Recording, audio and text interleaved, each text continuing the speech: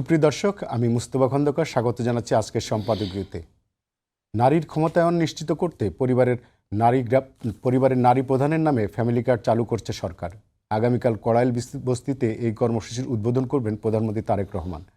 কার্ডের সুবিধাভোগী নির্বাচনের ক্ষেত্রে কোনো ধরনের দলীয়করণ করা হয়নি বলে জানিয়েছেন অর্থমন্ত্রী আমির খসরু মাহমুদ চৌধুরী।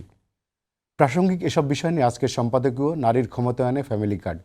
এ বিষয়ে কথা বলতে স্টুডিওতে উপস্থিত আছেন ডক্টর মোহাম্মদ শওকতুল ইসলাম, গবেষক ও বিশ্লেষক, এবং সারোয়ার তুষার, যুগ্ম আহ্বায়ক, জাতীয় নাগরিক পার্টি। আপনাদের জীবনকে স্বাগত। দর্শক, আপনারাও এই আলোচনায় অংশ নিতে পারেন। এজন্য আপনাদের ফোন করতে হবে টেলিভিশনে দেখানো নম্বরে। এছাড়া ফেসবুকের মাধ্যমে আপনাদের মন্তব্য পাঠাতে পারেন। আলোচনা শুরুর আগে জানিয়ে দেব আজকের শিরোনাম। পাম্পে পাম্পে গাড়ির সারি মজুদ ও পাচার রোধে ডিসিদের ভ্রাম্যমাণ আদালত পরিচালনার নির্দেশ। চীনসহ বিভিন্ন দেশের কাছে জ্বালানি সহায়তা চায় বাংলাদেশ।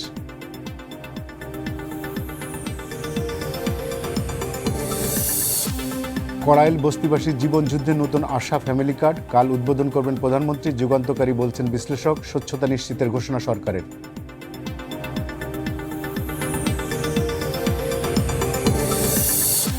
দেশে ভোজ্য তেলের সংকট নেই, স্বাভাবিক আছে সরবরাহ, বাড়বে না দাম। উৎপাদকদের সঙ্গে জরুরি বৈঠক বাণিজ্যমন্ত্রী। আতঙ্কিত হয়ে অতিরিক্ত না কেনার আহ্বান।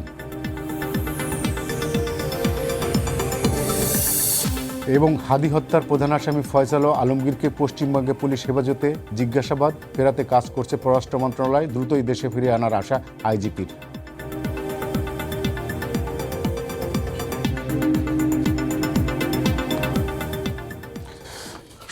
শওকতুল ইসলাম, আমি আপনাকে দিয়ে শুরু করতে চাই। এই যে কালকে থেকে শুরু হচ্ছে বিএনপির নির্বাচনের প্রতিশ্রুত যে ফ্যামিলি কার্ড, এই কার্ডের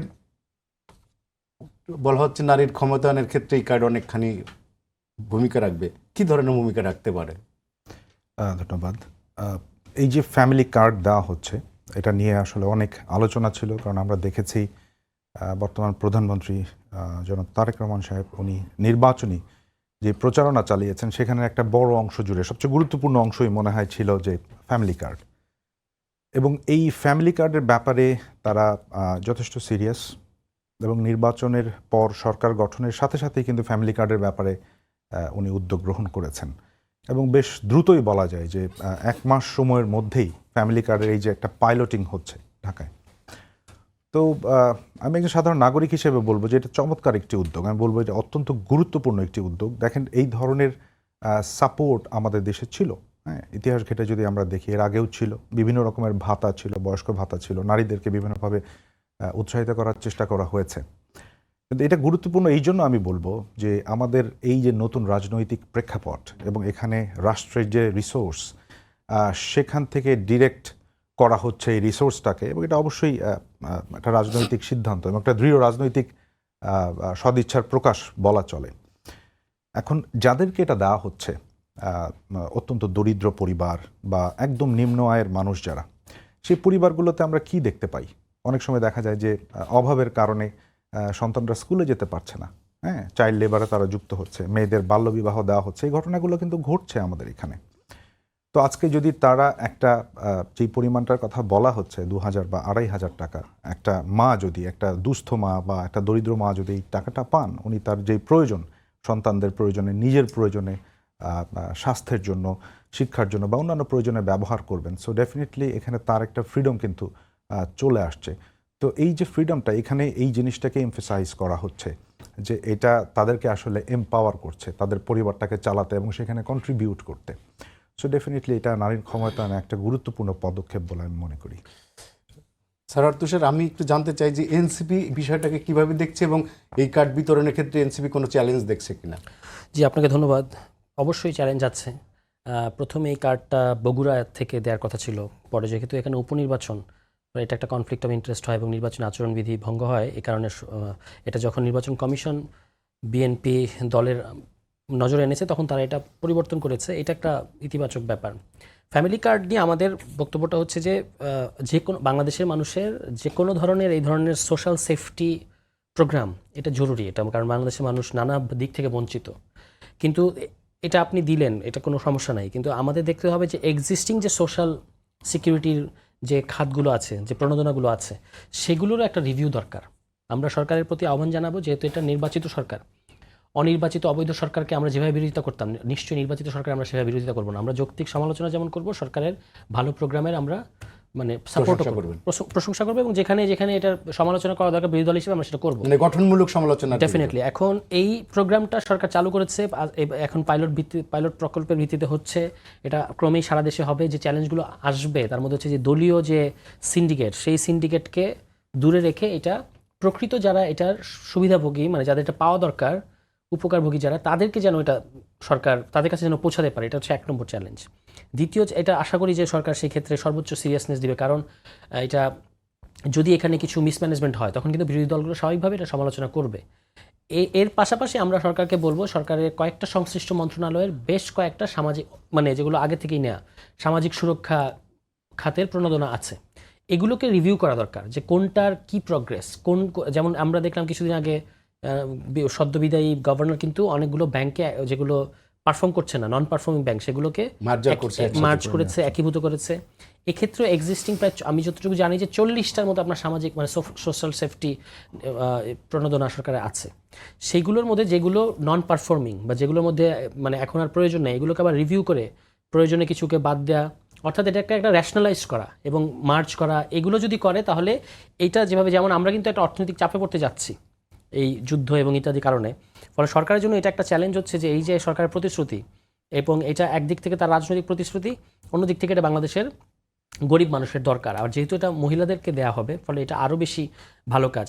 সুতরাং এটা যেন সরকার কন্টিনিউ করতে পারে, এই জন্য আগের এক্সিস্টিং যে সোশ্যাল সেফটি প্রোগ্রামগুলো আছে সেগুলোতে কিন্তু আপনার র্যাশনালাইজ করতে হবে, সেগুলোকে আপনার রিভিউ করতে হবে, এবং যেগুলো এখন আর দরকার নাই বা নন পারফর্মিং অন্যগুলোর সাথে মার্চ করে দিতে হবে, এগুলো অনেকগুলো জিনিস সরকারকে করতে হবে। ফলে আমরা এটার প্রতি আমাদের নজর থাকবে, শুধু সরকার বিরোধিতা করার কারণে না, এটা যেন আসলেই বাংলাদেশের মানুষ যারা এটার প্রকৃত পাওয়া উচিত, যারা দাবিদার, তারা যেন এটা পায়, এই জন্য আমরা নজর রাখবো, এবং এখানে যেন কোনো ধরনের বিশৃঙ্খলা কিংবা দুর্নীতি না হয়, কারণ এগুলো যখনই তৃণমূল পর্যায়ে যাবে তখন এই সম্ভাবনাগুলো তৈরি হবে, কারণ স্থানীয় প্রশাসন আছে, আবার স্থানীয় রাজনৈতিক দলের নেতৃবৃন্দ আছে। এখানে যদি সরকার যদি একটা রাজনৈতিক প্রজ্ঞার পরিচয় দেয়, যদি অন্যান্য দলের সবাইকে নিয়ে এক ধরনের একটা কমিটির মতো করে স্থানীয় প্রশাসনে, তারা কিন্তু অনেক বেশি জনগণের সাথে কানেক্টেড, তাহলে আর এটা কথাটা উঠবে না যে শুধু বিএনপির লোকেরা এটা। যেমন গত ইন্টারিম সরকারে আমরা দেখেছি যে বিভিন্ন ধরনের যে ভাতাগুলো, এই যেগুলো কার্ড, এই কার্ডগুলো কিন্তু সব দলকে মানে এক ধরনের ডিস্ট্রিবিউট করে দেওয়া হতো, আমরাও পেয়েছি, আমরা আমাদের পরিচিতদের দিয়েছি, বিএনপি দিয়েছে, জামায়াত ইসলামী দিয়েছে, এইভাবে সব দল, এবং তারা যে আবার এটা ঠিকভাবে ডিস্ট্রিবিউট করছে, এইগুলো সরকার যদি নিশ্চিত করতে পারে তাহলে এই প্রোগ্রামটা সত্যি সত্যি একটা ভালো প্রোগ্রাম হবে এরকম আমার কাছে মনে হয়। শওকত, আমি আপনার কাছে জানতে চাই যে অর্থমন্ত্রী বলেছেন যে এই ফ্যামিলি কার্ড দেওয়ার ক্ষেত্রে, মানে বিতরণের ক্ষেত্রে এবং সিলেক্টিভ ক্ষেত্রে, মানে সুবিধাভোগী কোনো রকম দলীয়করণ করা হয়নি, তো এটা 100% কীভাবে আপনি নিশ্চিত করা যাচ্ছে, মানে নিশ্চিত করছে গভর্নমেন্ট যে কীভাবে দলীয়করণ করা হয়নি? তার মানে কি বিএনপি কোন মেথডে এটা সিলেক্ট করছে? দেখেন, এখানে কার্ডটা বিতরণ শুরু হবে, হ্যাঁ, এবং এর মধ্য দিয়ে যখন আমরা একটা প্রোগ্রামকে লঞ্চ করতে চাই, আপনি হয়তো অবশ্যই জানেন যে বলা হচ্ছে যে প্রায় 4 কোটি পরিবারকে দেওয়া হবে গ্র্যাজুয়ালি। সো প্রথম যখন আপনি কাজটা করবেন, এই পাইলটিং ফেজেই কিন্তু এই সমস্যাগুলো আইডেন্টিফাই করা হয়, হ্যাঁ, এবং স্বচ্ছতার যে বিষয়টা বলা হচ্ছে, দেখেন তুষার ভাই যে কথাগুলো বলেছেন এগুলোর সাথে আমি একমত পোষণ করি। আমি একটু পিছনে গিয়ে বলবো যে দেখেন, যখন একটা দল ক্ষমতায় এসছে নির্বাচনের মাধ্যমে ডেফিনেটলি, এবং তুষার ভাই বলেছেন যে আমরা সেভাবে বিরোধিতা করব না, তো অবশ্যই মানুষ সরকারের কাছে যেরকম প্রত্যাশা করে, বিরোধী দলের কাছেও কিন্তু একটা প্রত্যাশা আছে। বিরোধী মানে এই না যে আমি সব কিছু বিরোধিতা করবো, আমার মনে হয় আমরা সেই সময়টা পার হয়ে এসেছি। তো বিরোধী দলে থেকে ওনাদের মধ্যে উনি যেই কথাগুলো বললেন, এতে বোঝা যায় যে এখানে পার্টিসিপেশনের সুযোগ আছে। আপনি একটা নির্দিষ্ট সংখ্যক আসন নিয়ে বা নির্দিষ্ট একটা জনগোষ্ঠীর ভোট নিয়ে ক্ষমতায় যান, তার মানে এই না যে আপনি শুধু তাদেরই সরকার, আপনি কিন্তু তাদেরও সরকার এবং বিরোধীদেরও সরকার। তা আমার মনে হয় যেই স্বচ্ছতার কথা মাননীয় মন্ত্রী বলেছেন, সেখানে অবশ্যই যদি তাদেরকে পার্টিসিপেশনে আনা যায়, যে স্বচ্ছতার বিষয়, যেমন আপনি দেখেন যে সংসদ অধিবেশন 17ই শুরু হবে, 12 তারিখে শুরু হবে, এবং এখানে কিন্তু বিরোধী দল থেকে ডেপুটি স্পিকার হওয়ার জন্য নাম প্রস্তাব আহ্বান করা হয়েছে। তো খুব চমৎকার একটা উদ্যোগ, আসলে এই ধরনের রাজনীতি তো আমরা দেখতে চাই। আচ্ছা তুষার যেটা বললেন সেটা হচ্ছে যে যে এই ডিস্ট্রিবিউটটা যদি সবাইকে নিয়ে করা হতো তাহলে অনেক কন্ট্রোভার্সি এড়ানো সম্ভব হতো। হ্যাঁ, আমার মনে হয় যে এই কথাটার বাস্তবতা রয়েছে। হ্যাঁ, এবং এই যে এলাকাগুলোতে এখন পাইলটিং করা হচ্ছে, পাইলটিংয়ের সময় অথবা তার পরবর্তীতে যদি তাদেরকে ইনভলভ করা হয়, জনপ্রতিনিধি যারা আছেন বা রাজনৈতিক নেতৃবৃন্দ আছেন, তাহলে উনি যে কথাটা বলেছেন যে তাহলে হয়তো তারা জিনিসটা উনি কিন্তু বলেছেন। আমার প্রশ্নটা হচ্ছে বাংলাদেশের বিদ্যমান বাস্তবতা, রাজনৈতিক বাস্তবতা, এটা কি সম্ভব? না, অসম্ভব। নির্বাচিত সরকার আরেকটা বাইরের দলগুলোর কে দিয়ে এই ধরনের প্রোগ্রাম চালু করছে, যেটা তাদের এক ধরনের নির্বাচনী প্রতিশ্রুতি ছিল, সেটা কি না? দেখেন, আপনি এভাবে যদি আমরা চিন্তা করি, কারণ আমরা কিন্তু একটা ম্যাচুরিটির দিকে এসেছি, অনেক বছর বয়স আমাদের, 55 বছর বয়স বাংলাদেশের, এবং কেন সম্ভব নয়? বিরোধিতা মানেই তো এরকম না যে আমি যা করব এর মধ্যে তুমি থাকতে পারবে না, ব্যাপারটা কিন্তু এরকম নয়। তারাও রাজনীতিতে আছেন, জনসম্পৃক্ত আছেন, অর্থাৎ তাদেরকে অবশ্যই ইনভলভ করার হয়তো একটা অ্যাভিনিউ খুঁজে বের করা যেতেই পারে। তার মানে আমরা ভবিষ্যতে এরকম কিছু দেখবো বলে আশা করি। হ্যাঁ, অবশ্যই আমার মনে হয় সেটা দেখতে পারা উচিত হবে, এবং উনি কথাটা কিন্তু স্পষ্টভাবেই বলেছেন যে আমরা যদি থাকি তাহলে আমরা জিনিসটার ওভাবে বিরোধিতা করব না, এবং তারাও একটা রিভিউ দেবেন। এবং আরেকটা ইম্পর্টেন্ট পয়েন্ট উনি বলেছেন যে সোশ্যাল সেফটি নেট বা সোশ্যাল সিকিউরিটি যে প্রোগ্রামসগুলো আছে, এটা রিভিউয়েরও প্রয়োজন আছে, কারণ স্পোরাডিক্যালি বিক্ষিপ্তভাবে বা বিভিন্ন মন্ত্রণালয়ের আন্ডারে বিভিন্ন রকম প্রোগ্রাম আছে। তো এটা তো অবশ্যই আমাদের মানে ট্রেজারির উপর একটা বড় প্রেশার। তো সরকারের ক্ষেত্রে হয়তো আমার মনে হয় যে এটাও একটা ইম্পর্টেন্ট স্টেপ হবে, যে তারা যদি রিভিউটা করেন, রিভিউটা করে এই জিনিসগুলোকে কনসলিডেট করে নিয়ে আসেন, এবং যারা আছেন অপোজিশনে তাদেরকেও যদি সম্পৃক্ত করা যায়, হ্যাঁ, আমার মনে হয় যে তাহলে এই প্রোগ্রামটা আসলে রিয়েল সাকসেস খুঁজে পাবে। আর একটা পয়েন্ট এখানে আমি একটু বলতে চাই যে দুর্নীতি এবং জালিয়াতির ব্যাপারটা, দেখেন এই সমস্যা কিন্তু আমাদের এখানে ছিল, আমাদের ডেলিভারি বা এই জায়গাটাতে কিন্তু সবসময় সমস্যা ছিল। তো এই জায়গাটাতে খুব কেয়ারফুল হওয়া প্রয়োজন। আদারওয়াইজ এই জিনিসটা সম্পূর্ণ সফল হতে গেলে হয়তো হোঁচট খেতে পারে। এই ব্যাপারে যদি সরকার যথেষ্ট মানে সতর্ক হয়, আন্তরিক হয়, তাহলে কোনো কারণ নেই যে এটা সাকসেস খুঁজে পাবেন, এটা অবশ্যই সাকসেসফুল হওয়ার সুযোগ রয়েছে। আচ্ছা তুষার, সেটা হচ্ছে যে সরকার বলছে এই প্রজেক্টের মাধ্যমে নারীকে আরও স্বাবলম্বী, আরও এম্পাওয়ারমেন্ট করা যায়। তো আমাদের দেশে তো এই ধরনের প্রকল্প অনেক ছিল নারীদের ক্ষেত্রে, তা আমরা তো অতীতে এই ধরনের এম্পাওয়ারমেন্ট দেখিনি। তো এই ক্ষেত্রে তারা কিভাবে ডেফিনেটলি মনে করছে যে এই প্রকল্পটা তাদের নারীদেরকে দিলে তারা আরও বেশি ক্ষমতায়িত হবে? এটা কি নারী দিবসের আশপাশে হওয়ার কারণে সরকার শুধুমাত্র সেটাকে ব্যবহার করলো, নাকি আসলে এটা নারীর ক্ষমতায়নে কোনো ভূমিকা রাখছে? এটা যখন এই প্রোগ্রামটা আপনার, কারণ এখানে বিধবা কার্ড আছে নারীদের জন্য, অন্যান্য আরও অনেক কিন্তু সেলাই মেশিনের প্রকল্প, অনেকগুলো জিনিস আমি লোকাল পলিটিক্স করতে গিয়ে দেখলাম যে এক্সিস্টিং কিন্তু আছে, কিন্তু সেগুলো হয়তো মিসম্যানেজমেন্ট আছে, কোথাও করাপশন আছে, কোথাও সমন্বয়হীনতা আছে, এইসব আছে। এখন এইগুলো কাটিয়ে সরকার এই নতুন ফ্যামিলি কার্ডকে যদি নারীর ক্ষমতায়নের জন্য ব্যবহার করতে চায়, তাহলে তাকে এটার ক্ষেত্রে সিরিয়াস হতে হবে। মানে এখানে তার মানে আপনাকে দুটো চ্যালেঞ্জ মিট করতে হবে। একটা হলো যে প্রথমত এই ডিস্ট্রিবিউশনটা যারা প্রকৃতই দাবিদার তারা পাচ্ছে কিনা, দ্বিতীয়ত হচ্ছে এটা কিভাবে নারীর ক্ষমতায়ন নিশ্চিত করবে, কারণ এখানে প্রত্যেকটা ফ্যামিলি কার্ডে 2,500 টাকা করে সম্ভবত দেওয়া হচ্ছে।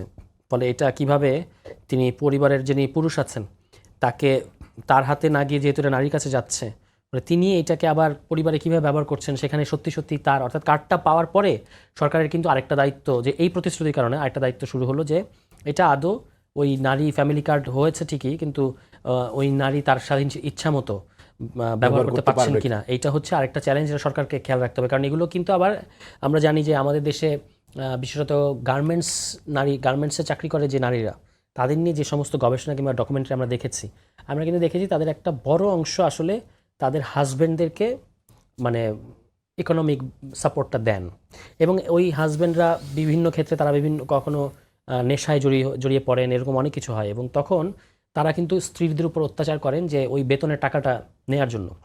এটা বাংলাদেশের একটা সামাজিক বাস্তবতা, এবং অনেক পারিবারিক সহিংসতার এটা হচ্ছে একটা মূল কারণ। তো এখানেও ফ্যামিলি কার্ডটার ক্ষেত্রে এইটা সরকারের একটা কড়া মনিটরিং লাগবে, যেহেতু এটা আপনি ইউনিয়ন লেভেল পর্যন্ত যাবে। তো ইউনিয়ন পরিষদের মাধ্যমে যদি ডিস্ট্রিবিউট হয়, তাহলে ইউনিয়ন পরিষদ কিন্তু জানে যে আমি এই পরিবারগুলোকে দিয়েছি, ফলে এই পরিবারগুলোতে ফ্যামিলি কার্ডের কোনো সোশ্যাল কিংবা অন্যান্য কোনো ভায়োলেন্ট কোনো ঘটনা আছে কিনা, এটা মনিটর করাও কিন্তু একটা বাড়তি দায়িত্ব এসে যাবে। এবং আমার মনে হয় যে পুরো প্রোগ্রামটাকে সাকসেসফুল করতে হলে সরকারকে এদিকেও নজর দিতে হবে।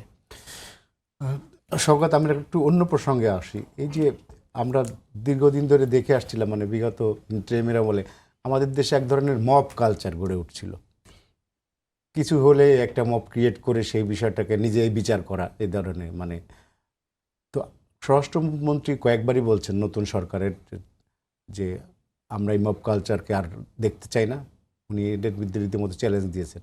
কিন্তু তারপরও আমরা বিচ্ছিন্নভাবে বিভিন্ন জায়গায় দেখছি। আসলে এইটাকে কিভাবে মোকাবেলা করা যায়? এটাকে আসলেই চিরতরে নির্মূল করার জন্য আদৌ কি কোনো ব্যবস্থা আছে? দেখেন, একটা অস্থির সময় আমরা পার করে এসেছি, এটা আমরা সবাই জানি। হ্যাঁ, বিপ্লব বা গণ অভ্যুত্থান পরবর্তী সময়ে এই ধরনের ঘটনা কিন্তু ঘটে থাকে। হ্যাঁ, এই ধরনের ঘটনা ঘটে থাকে। সো আসলে আমার জায়গা থেকে আমি বলবো যে দোষারোপ নয়। এখন আমরা কিন্তু একটা নির্বাচনের মাধ্যমে একটা ব্যবস্থায় এসে দাঁড়িয়েছি। সেটা ভবিষ্যৎ আমাদেরকে বলে দেবে যে আসলে এই ব্যবস্থার মাধ্যমে আমরা কতটুকু ডেভেলপ করতে পেরেছি আমাদের বা পারবো। তো একটা নির্বাচিত সরকার আছে, একটা নির্বাচিত বিরোধী দলও আছে, এবং ভেরি সুন আমরা হয়তো একটা ফাংশনাল সংসদও পেতে যাচ্ছি। তো এরকম একটা অবস্থায় এই যে মবের যে ব্যাপারটা, এটা আমার মনে হয় যে আর অ্যাকসেপ্টেবল হবে না। তবে এখানে শুধুমাত্র সরকারের সদিচ্ছাই যথেষ্ট নয়, তার সাথে বিরোধী দল যারা আছে বা রাজনৈতিক দল যারা আছে সবাইকেই সচেতন হওয়া জরুরি। এবং এখানে আমরা আশা করব যে মানে সবার ইনভলভমেন্টে এই জায়গাটা থেকে আসলে বের হয়ে আসতে হবে। এটা হয়তো আমাদের জন্য একটা ওয়ার্স্ট ট্রেন্ড হয়ে গেছে এই মবের ব্যাপারটা বলছেন, এবং এটা একটা ভীতি তৈরি করেছে। এখনো পর্যন্ত এই ভীতিটা কিন্তু কাটেনি, মানুষের মধ্যে রয়েছে। আমরাই কিন্তু ভয়ে থাকি যে এই কারণে এরকম হলে শুনলে চলে আসবে। এই জায়গাটা থেকে বের হয়ে আসার জন্য আসলে উভয় পক্ষের একসাথে কাজ করতে হবে, এর কোনো বিকল্প নেই। কারণ প্রেশার দিয়ে এটা হয়তো করা যাবে না। এবং আরেকটা জিনিস আমি বলবো প্রসঙ্গত, বিশেষ করে এনসিপির ক্ষেত্রে, এনসিপির একজন নেতা এখানে রয়েছেন, যেহেতু তারা তরুণদের নিয়ে রাজনীতি করেন এবং তরুণ রাজনীতিবিদ, তো ওনাদের একটা বড় ভূমিকা হয়তো রয়েছে এটা, কারণ যাতে করে এই ধরনের ঘটনাগুলো এড়ানো যায়। এবং ওনারা যেহেতু মেইন স্ট্রিমে এসেছেন, নির্বাচিত হয়েছেন, সংসদেও বসছেন, সংসদও প্রাণবন্ত হবে, তো ওরকম একটা অবস্থায় মানে মবের মতো ব্যাপারকে আসলে আর সাপোর্ট করা যায় না একটা সিভিলাইজড কান্ট্রিতে। তুষার, 12 তারিখে সংসদ বসছে, সংসদে আপনাদের ভূমিকা কেমন হবে? সংসদকে আমরা অতীতে যেভাবে দেখেছি, আমাদের সংসদগুলো ডিসফাংশনাল থাকে এবং সেখানে বিরোধী দলের কোনো স্পেস থাকে না, এবং এক ধরনের ক্যাঙ্গারু পার্লামেন্টের মতো হয়। তো আমরা এবার আমাদের চাওয়াটা হচ্ছে যে সেরকম হবে না। এবার বিরোধী দল, সত্যিকার অর্থে বিরোধী দলের যে গঠনমূলক যে ভূমিকা, এটা তারা রাখবে। এবং এটা রাখার ক্ষেত্রে কিন্তু সরকারকে আসলে প্রাথমিক যে জেস্টারটা, সেটা সরকারের দিক থেকে আসতে হবে যে হ্যাঁ, আমরা চাই যে পার্লামেন্টটা প্রাণবন্ত থাকুক। সরকার যদি সেরকম টলারেন্ট থাকে বিরোধী দলের প্রতি, তাহলে বিরোধী দলও সরকার তো ইতিমধ্যে ডেপুটি স্পিকার আপনার বিরোধী দলকে করছে না, কিন্তু এখানে তো সরকার আপনার, এটা তো আপনি কেন, সরকার যেটা বলেছে, আমরা সালাউদ্দিন ভাইয়ের কথা শুনেছি যে এটা সরকার উদারতা হিসেবে দেখা উচিত। তো আমরা এটা উদারতা হিসেবে দেখতে হবে কেন? এটা তো জুলাই সনদ বাস্তবায়ন করলে আপনার সেখানে এটা ম্যান্ডেটরি বলে দেওয়া আছে, এবং জুলাই সনদে আপনার বিএনপিও একজন মানে একটা দল সাইন করা একটা পক্ষ, পার্টি। তাহলে আপনি এটাকে একদিকে এটা কোর্টে নিয়ে সাবজুডিস করা, অন্যদিকে বলা যে আপনার আমাদের উদারতা হিসেবে দেখা উচিত, এটা কিন্তু মানে আমরা যে ধরনের রাজনীতিটা চাই এই গণঅভ্যুত্থান পরবর্তী, যে বাংলাদেশে সরকারি দল আসলে জনগণের রায়টা মেনে চলবে, সেটার সাথে সঙ্গতিপূর্ণ না। ফলে এখানে আমি বিএনপি সরকারের প্রতি চাই বা অনুরোধ জানাবো, এবং অনেক বিশ্লেষকরা বলছেন যে যেই জিনিসগুলো ওনারা মানতে চাচ্ছেন না, সেগুলো মানলে তাদের কোনো ক্ষতি নাই, যেমন গণভোট, যেমন সংস্কার পরিষদ, যেমন হচ্ছে আপনার এই জুলাই সনদ, এগুলো যদি বিএনপি মেনে নেয় তাহলে কিন্তু বিরোধী দলের বিরোধিতাটা অনেকটা কমে আসবে। তখন বিরোধী দলকেও ভাবতে হবে যে তারা কোন ফরম্যাটে কী নিয়ে সরকার সমালোচনা করবে। এখন পর্যন্ত সরকার বেশ কিছু জায়গায় ভালো পারফর্ম করেছে, কিন্তু এই যে রাজনৈতিক প্রশ্ন, এই রাজনৈতিক প্রশ্নে যদি একটা স্ট্যাবিলিটি সরকার নিশ্চিত করতে না পারে, তাহলে কিন্তু আমরা যে স্ট্যাবিলিটিটা চাচ্ছি প্রকৃত অর্থে, সেটা অনেকাংশেই ব্যাঘাত ঘটবে। ফলে সরকারের এখানে উচিত যে তারা তো একটা শক্তিশালী সরকার গঠন হয়েছে, কিন্তু 2/3 আছে। ফলে অহেতুক যে জিনিসগুলো মানলে সমস্যা নাই, সেই জিনিসগুলো তারা মানতে পারে। কিন্তু এখানে আমরা দেখতে পাচ্ছি যে বিএনপি সরকার কিন্তু বেশ টালবাহানা করছে। এইটা হচ্ছে, এখান থেকে তাদের সরে আসতে হবে। টালবাহানার মিনস আপনি কি মানে কিভাবে বুঝলেন টালবাহানা করছে? টালবাহানা যেমন আপনার এই সংস্কার পরিষদটি তারা করলো না। সংস্কার পরিষদ তো আপনি সাইন করে আসলেন, আপনি পুরো প্রক্রিয়ায় রাজি হলেন, আপনি এটার একটা পক্ষ ছিলেন, এবং নির্বাচনের আগে আপনি কোনো প্রশ্ন তুললেন না। এখন নির্বাচনের পরে এসে আপনি বলছেন যে আমরা ওই সময় না মানলে নির্বাচনটা দিত না। ওটা তো বলছে সরকার যে কনস্টিটিউশনে এটা পারমিট করে না, এই সংস্কার পরিষদের এটা তো কনস্টিটিউশনে পারমিট করার কথা না। কনস্টিটিউশনে পারমিট করেন এমন কত কিছু হচ্ছে, অনেক কিছু হচ্ছে। যেমন আপনি চাইলেও কনস্টিটিউশনকে 100% এখন মানতে পারবেন না। যেমন ধরেন আমাদের সংবিধানে বলা আছে যে জাতির পিতার প্রতিকৃতি রাখতে হবে সব সরকারি অফিসে। তো এখন এটা না রাখলে সংবিধানকে ভায়োলেট করা হয়। আবার এই জিনিসটা 142 অনুচ্ছেদের মধ্যে যে সংবিধানে পরিবর্তন করার ক্ষমতা সংসদকে দেওয়া হয়েছে, সেটা দেওয়ার পরেও বলা হয়েছে যে তবু এই ক্ষমতা দ্বারা আপনি এটা চেঞ্জ করতে পারবেন না, এটা হচ্ছে বেসিক স্ট্রাকচারের অংশ। তাহলে বর্তমানে আপনি কি জনাব তারেক রহমান আমাদের প্রধানমন্ত্রীর পেছনে কি আমরা এই ছবি দেখতে পাচ্ছি না, এই ছবি নাই, কারণ এটা উনি করতে পারবেন না।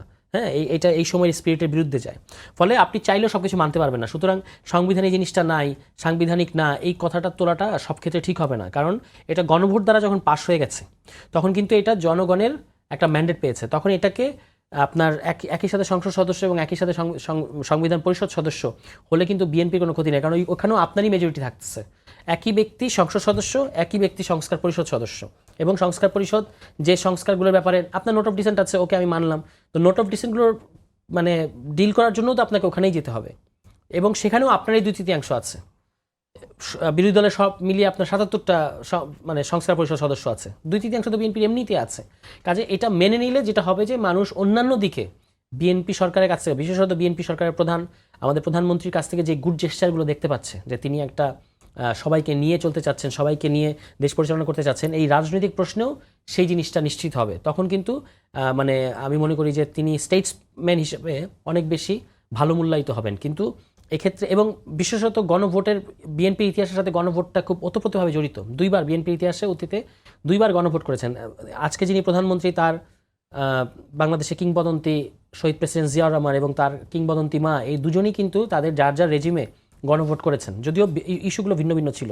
এবং শহীদ প্রেসিডেন্ট জিয়াউর রহমানও বহু কিছু করেছেন সংবিধান না মেনেই করতে হয়েছে, কোনো উপায় ছিল না। পরবর্তীতে সেগুলো তিনি সংবিধানে এনেছেন। ফলে এই যে গণঅভ্যুত্থানের পরে, গণঅভ্যুত্থানের কারণে এই নির্বাচন হতে পারলো এবং তার মধ্যে দিয়ে বিএনপি সরকার গঠন করেছে। ইতিহাস বারবার কিন্তু বিএনপিকে বিএনপিকে আমরা এইটা দেখছি, বিভিন্ন বড় বড় পরিবর্তনের পরে বাংলাদেশে বিএনপি ক্ষমতায় আসছে। ফলে অতীতে যেগুলো বিএনপি করতে পারে না, ডেলিভার করতে পারে নাই, এখন তাদের উচিত হবে যে এই সুযোগটা নেওয়া, যে বাংলাদেশ একটা গণতান্ত্রিক ট্রান্সফরমেশনে বিএনপি যদি শুধু রাজনৈতিক প্রশ্নটা ঠিকমতো, আমি একটা বিএনপির প্রতিপক্ষ দল হিসেবে বলছি, বিএনপি যদি রাজনৈতিক প্রশ্নটা ঠিকমতো ডিল করতে পারে, তাহলে তাদের আগামী অনেক দিন পর্যন্ত ক্ষমতায় থাকা নিশ্চিত, এবং সেটা জনগণের ম্যান্ডেট নিয়ে। কাজেই এখানে অহেতুক বেঁকে না বসাটাই ভালো হবে, এটা আমার ব্যক্তিগত মতামত। শওকতুল ইসলাম, আমি অন্য একটু প্রসঙ্গে আসি। সরকার গঠনের 1 মাসও কেন হলো না, অনেকগুলো চ্যালেঞ্জের মুখোমুখি। এই বিশেষ করে যুদ্ধটা, ইসরায়েল ইরান যুদ্ধ, যেটার জন্য যে জ্বালানি তেলের যে একটা ক্রাইসিস, এটা হয়তো মানে এই সংকটটাকে অনেকে কৃত্রিম বলছে, যে যেহেতু সরকারও বলছে যে মজুদ যথেষ্ট আছে, কিন্তু এক ধরনের সরকারের ডিলিংসটা অনেকে বলছে যে ঠিক মতো ছিল না সরকার, এবং এর জন্য এই ক্রাইসিসটা তৈরি হয়েছে। এটা কি এক্সপিরিয়েন্সের অভাব, কি অন্য কি, আপনার কাছে কি মনে হয়? না, আমার মনে হয় না এটা এক্সপিরিয়েন্সের অভাব। কারণ আপনি দেখেন, এই ক্রাইসিসটা শুধু বাংলাদেশের নয়, গ্লোবাল ক্রাইসিস, একদম অ্যাবসলিউটলি গ্লোবাল ক্রাইসিস। এবং আপনি দেখেন, আপনি যদি যুক্ত থাকেন, আপনি দেখবেন আমার দেশের বাইরে যেসব বন্ধুবান্ধব রয়েছেন পৃথিবীর বিভিন্ন দেশে, আমেরিকাতে ফুয়েলের ক্রাইসিস কেন? তাদের মজুদ তো আমাদের থেকে অনেক বেশি। আমেরিকার আমাদের মধ্যে তো অনেক বেসিক পার্থক্য আছে। আমেরিকা এত বড় দেশ, একটা বিশাল একটা, তাদের বিশাল একটা ইকোনমি। হ্যাঁ, আমি যে কথাটা বলতে চাচ্ছি, যে এই যুদ্ধের ধাক্কা, এবং বিশেষ করে বিশ্বের জ্বালানির একটা বড় অংশের সাপ্লাই এখান থেকে আসে।